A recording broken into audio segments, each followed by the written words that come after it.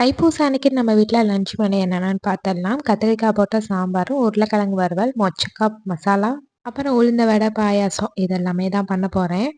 First அரிசி, பருப்பு, உளுந்தெல்லாம் ஊற வச்சுட்டு கோயிலுக்கு போயிட்டு வந்துட்டேன். வந்ததுக்கு அப்புறமா டக்குன்னு ஒவ்வொன்னா பண்ணிக்கலாம்னு சொல்லிட்டு ஒரு சைடு வந்து பருப்பை வந்து குக்கர்ல வேக வச்சுட்டேன். அதுக்கு இடையிலேயே வந்து காயெல்லாம் கட் பண்றத கட் பண்ணி வச்சுக்கிட்டேன். வெங்காயம், தக்காளி, கத்திரிக்காய் மட்டும் தான் கட் பண்ண வேண்டிய வேலை இருந்துச்சு. அதையும் கட் பண்ணி வச்சுக்கிட்டு சாம்பார் பொடிக்கு வந்து ஃப்ரெஷ்ஷாக மசாலா அரைச்சு போட்டு சாம்பார் வச்சுருந்தேன். டேஸ்ட்டு சூப்பராக இருந்துச்சு. அதுக்கப்புறமா சாம்பார் ரெடி பண்ணதுக்கப்புறமா சாதமும் வெந்துருச்சு.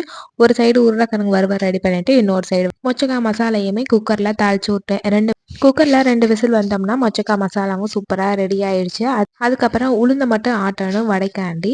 எல்லாத்தையுமே ரெடி பண்ணதுக்கப்புறமா உளுந்தையும் ஒரு சைடு ஆட்ட போட்டுட்டு, இன்னொரு சைடு பால் பாயாசம் வைக்கிறதுக்கு ஃபஸ்ட்டு சேமியாவை நல்லா வறுத்துட்டு நெய்யில் முந்திரி திராட்சை எல்லாம் போட்டு சூப்பராக பால் பாயாசம் ரெடி பண்ணிக்கிட்டேன். ஃபைனலா வடை, அப்பளத்த எல்லாம் பொரிச்சு எடுத்துட்டு சாமிய கும்பிட்டு நல்லபடியா விரதத்த விட்டாச்சு.